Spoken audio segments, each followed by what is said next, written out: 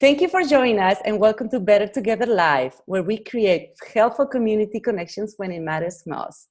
I am Yamile Bowman, your host and the Community Relations Coordinator here at Therapy Work. And today I'm very happy to be joined by Mrs. Melody Matthews Lowman.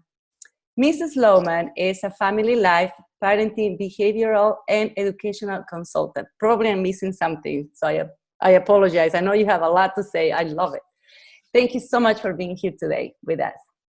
Oh, thank you so very much. My work is really dependent on collaboration with other professionals, and so I'm always thrilled to be able to reach out and clarify my somewhat unusual role and be able to extend the resources for my clients. And thank you. And this is the reason why we're doing this. We actually started Better Together Live to highlight people like you, so our community are well informed. There's resources out there. So this is very exciting. Thank you so much. And Mrs. Lowman, before I jump into all the questions, can you tell us a little bit about yourself? Well, I have been working in the field of special education and family life and psychology since the fall of 1964. I have worked Beautiful. very, very closely with physicians, educators, professionals of all kinds. I have taught special education, and I was a child, adolescent, and adult psychotherapist for 35 years. But throughout my career, I have functioned as a consultant to families, schools, government organizations, to bring together education, psychology, health concerns. So that has really been a theme throughout the decades of my career. Right. And I love to bring all of that experience to bear in serving families and organizations. Great. So you're talking about consultant. What is a family life and parenting educational consultant? What do you do? Well, a consultant in general is someone who brings professional expertise to problem solving. So I would say that like consultants in many other areas, whether it's a financial consultant or business consultant, I'm very interested in direct, practical problem solving. So I'm not diagnosing or treating, but rather working with families to solve problems of one kind or another. So I use my background in these combined fields to work closely with physicians, families either seeking or in special education for their special needs children, working with gifted children who often need a understanding of their behaviors and their educational needs, their enrichment needs, helping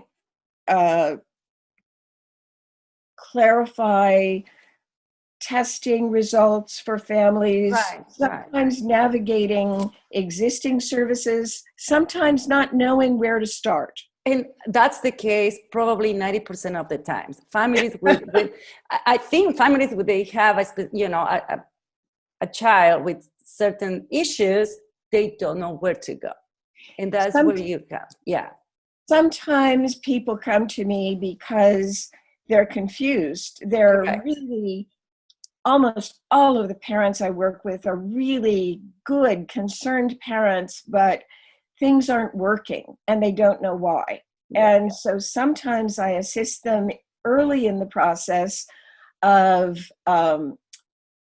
diagnosing or defining what the issues are by referring to diagnostic specialists. Yeah, okay. Sometimes people have had really high quality neuropsych testing or pediatric feedback, but they really don't understand What does that mean? Exactly what that means and what the action plan is. They have maybe dozens of recommendations, any of which would be good, but they're overwhelmed.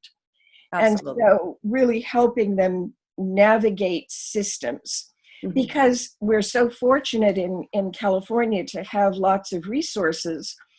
But if you don't know which ones you need or how to find them, then people can feel even more stressed. And I want to bring down that stress and guide them and really help them find the best resources for them. On the best fit. Sometimes we can meet as few as 1 or 2 times. Oh, I see. And get them on a pathway. Sometimes it's a much more ongoing relationship as their children need services over time. Over support, yeah, more support, yeah. So your ideal client, will that be a person who is already diagnosed with something specific, or who is your ideal client? I'm curious. Parents who need help navigating, starting, what do I do? Where do I go? What's going on? Is one kind of family I work with. A parent or parents, I work with all kinds of families, single parent families, gay, straight, people coming in from other countries who don't know how to navigate. Oh, that's great. Yeah. When the children might not have special needs, but the families don't know how to navigate the U.S. system. People are relocating. Families who need help getting started, or families who have really good diagnostics and maybe have been referred to multiple resources, but they're overwhelmed with 1 or more children with special needs and multiple services recommended. How do they decide where to start, what to do first, what to do next, how to make decisions about how to allocate the economics of their time and their financial resources? Right. And I think the big part also about having an ideal client is when people are willing to do what you tell them to do. Because a lot of the times we see a child with some problems, but the parents are sometimes the bigger problem, right? So my background as a psychotherapist helps there. Exactly. Yeah, I love that. Sometimes the parents are unwilling to take those actions because they are overwhelmed and they don't know where to start. The language is unfamiliar, and I don't just mean someone for whom English is a second language. No, I totally understand what you're saying. Yeah, the language of therapy, the language of diagnostics, it's just too much. And by being patient and listening, finding out what their concerns are, and being able to not have an agenda. They're not going to get those services from me. That's right. That I can explain to them the pros and cons of the various services and the sequences, really, again, using the term to navigate. Navigate complex care, or to help them understand what difference would this service make in the life of your child, in the life of your family. I love that. Yeah, that's the way. What are the most common concerns your adult clients express when seeking for your support and help? Again, the 2 main categories are, oh my gosh, where do I start? Yeah. And sometimes they will say, what am I doing wrong? They're not doing anything wrong. We hear that a lot. Yeah. don't know where to start. And to start with respect and compassion and a real empathy for understanding that they need some guidance of how to enter a system and get the services they need to make their family life work better. And the other common situation is the family has obtained really excellent diagnostic information, referrals to 2, 3, 4, 5 different kinds of specialists, and they're just so overwhelmed they don't know where to start. They're afraid of how much everything is going to cost. They don't have time. Maybe they have multiple children with special needs. Right. And so having someone break it down, make it a little less confusing, and support their taking these things on a step at a time. So those are the most common situations. Mm-hmm. Occasionally, someone will just need one meeting and just putting them in touch with the first service they need. Yeah. Other times I work with families over a long period of time, helping them at each stage of development of their child, but not like a therapist on a weekly basis. Right. But as they need a service, as a consultant, it's more flexible. Yeah. I want to go back to a really good question you asked a few minutes ago, and that is, why consultant? Because some people are familiar with a therapist who is going to diagnose and treat, and people are familiar with a coach.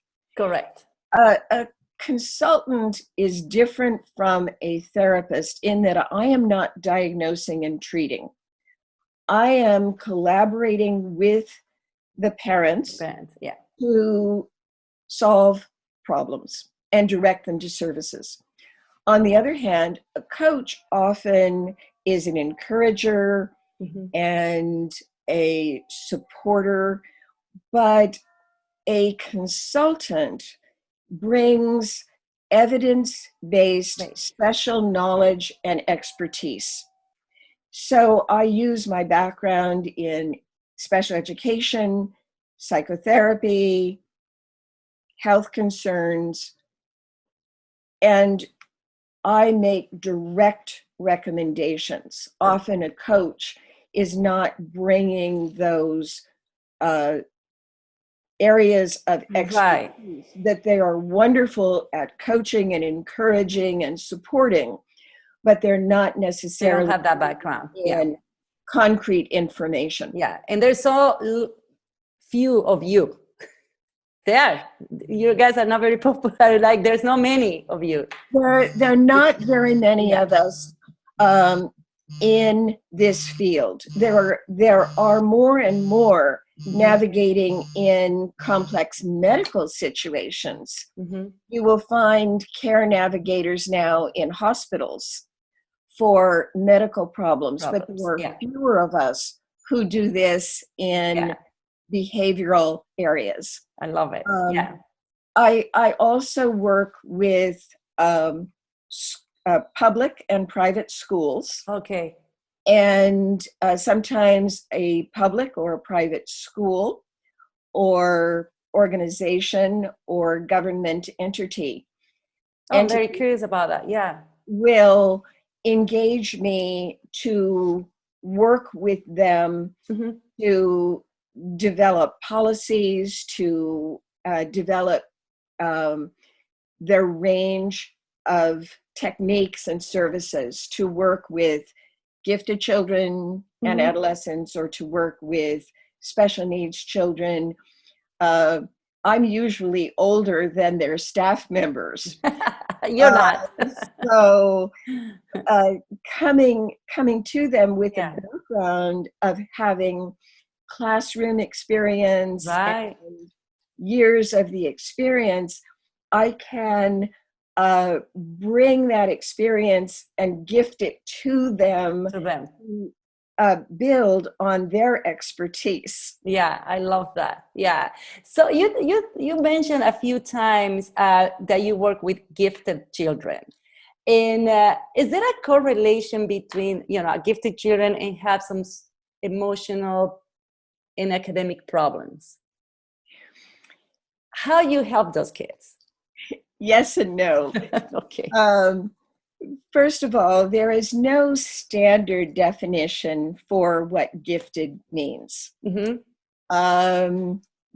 Gifted is sometimes children above the average. Well, the degree above average. Yeah. For sometimes that's the top 10% as tested, the top 5% is tested, or the top 2% as tested. However it is, children who are intellectually substantially different from their age peers, many of them function absolutely beautifully. Some have such different interests or ways of approaching things that they need some support or guidance socially. And sometimes the schools they're in don't recognize what's going on, and it's confusing. Totally. So yeah. if I might tell just a couple of stories. I worked with a preschool child, a very young preschool child. He was about 2. Wow. And he was having a terrible time in preschool, despite being very, very intellectually gifted. And he was crying and lonely. And when I sat down with him and with his family, he explained that the other children wouldn't have conversations with him. Because at that age, they don't have conversations. Right, and it was so darling, conversations. How cute is that? He wanted to have conversations with the other children who were not there yet. Yeah. And but he hadn't been able to quite explain what the problem was and how he was lonely. So I was able to help his teachers and his parents and the little guy to understand that different people learned different things at different times. And he was able to talk about a child at school who was really good at ball, and he wasn't good with balls yet, or bicycles. And I explained that some of those other children hadn't really learned conversations yet. And so we talked about joining children in activities. And then I also helped the family find resources of other gifted children so that he had an opportunity to have conversations with children who were a bit older than he was. So that was a social situation, but not a disorder, but rather just solving a problem. For other children, the school is using techniques such as high degrees of repetition or group work in which the gifted child is frustrated because so much responsibility falls on them. And so by working with the family to understand some of the social, emotional, and academic issues for children who are gifted at different levels, I can help them understand what it is that they're seeing and hearing. On my website, I have a page about the social and emotional differences of gifted children, and also references to some books that can be very helpful to parents or teachers working with gifted children and adolescents. Again, giftedness has to do with um, a, the ways they learn and integrate information. And one of the emerging fields in the last decade is the concept of twice exceptional. So back in the 40s and 50s, it was thought that a child who was gifted, or a person who was gifted across the board. Yeah. And that if someone had a learning disability, such as dyslexia, or some anxiety or ADHD that would get in the way of their performance in school, that they couldn't possibly be gifted.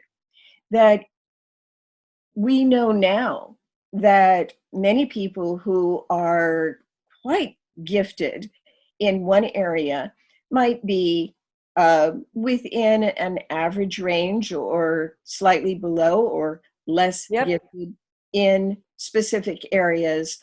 And that has developed the term twice exceptional. Oh. And these are very confusing because sometimes a teacher or a parent will say, you are so smart in math. Right. Why However, aren't you doing as well in English or in social studies? That's right. And by being able to understand those differences, again, working with teachers, working with parents, and helping the child understand that they learn differently in different areas. I love that. Love it, love it, love it. You talk about your parent training model. How does that help improve the relationship between parents and child? The parents I work with often have done a lot of reading. They've often taken classes. They have tried multiple kinds of things to solve the problems, but those things haven't been customized to their unique situation. A parent training model, that term and that particular method was developed by a Charles, oh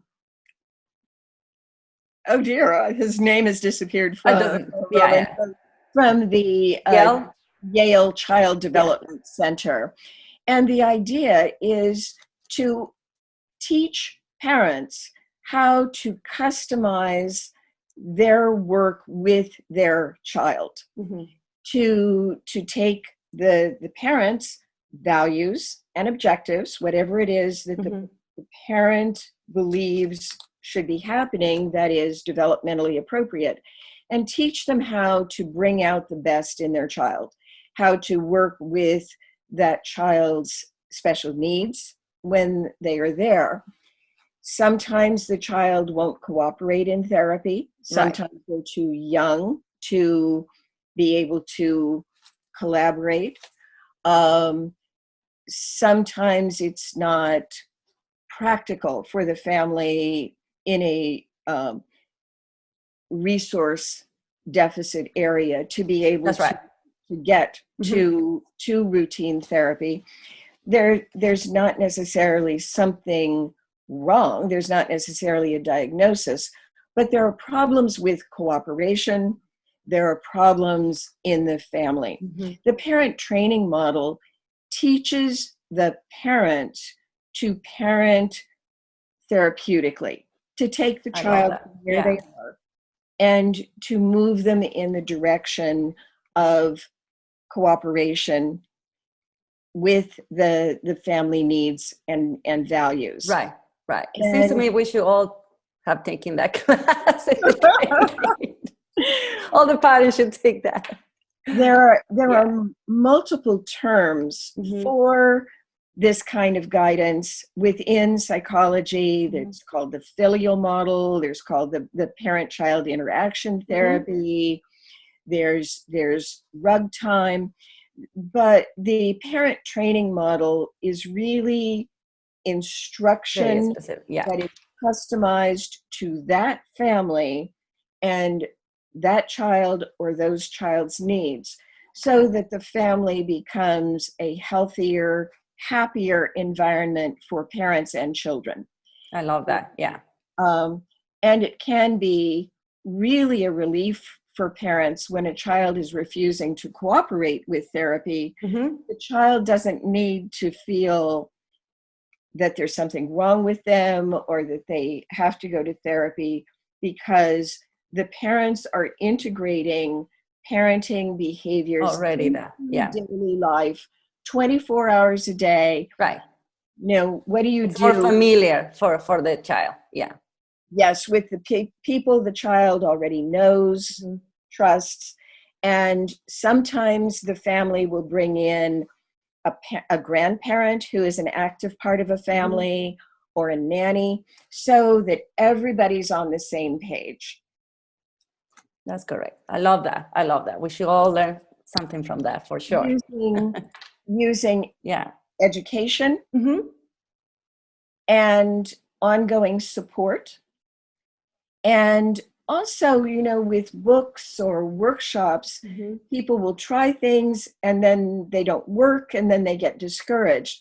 With a parent training model that is based on sound developmental, mm-hmm. and behavioral principles, we're not daunted by a technique not working. Right. When something doesn't work, I need to listen to in what way did it not work. Didn't work. Mm-hmm. And then I can customize it and keep tweaking it until it's the right thing for that family. I love it. Yeah, that's the way it should be. This is wonderful information. Thank you so much. One of my questions that I'm very curious about it, how you incorporate your work into helping large organizations? Well, if I'm working with a school, sometimes the teachers were trained in another country. Sometimes the teachers were trained in a program that did not incorporate special education. Sometimes, very rarely, did they have more than a few minutes or an hour of understanding, recognizing, and serving gifted children, particularly gifted children of color, mm-hmm. different gifted children from a different culture. Mm-hmm. And so when an organization contacts me, just like a family, I want to know at the first meeting, what problems do you want to solve? First. So my consulting is very focused. And at the beginning of a consultation, I ask people, what do you want to solve? And at the end of each meeting, I want to ask, did we address what you wanted to today? Did we accomplish what you wanted to today? So for teachers, often there's teacher training. For private school boards of directors, mm-hmm. being able to educate them about the areas they're not familiar with, because when you're a board of director, you know many things, fundraising, business, but you don't necessarily know child development. You don't necessarily know issues to consider in admissions. Yep. So that's when I end up working primarily with educational organizations. With governmental entities, again, it's a matter of educating very bright people, mm-hmm. in an area that is not their area of knowledge. Thank you so much for all this information, Mrs. Lowman. And as we end our time together, I want to be very respectful of your time. Is there anything else you would like to add? Well, if people want to reach me, the best way to reach me is by email. And if you Google me, you'll get to my website. And I don't use my website for marketing. I use my website for education. Education, yeah. Lots of information.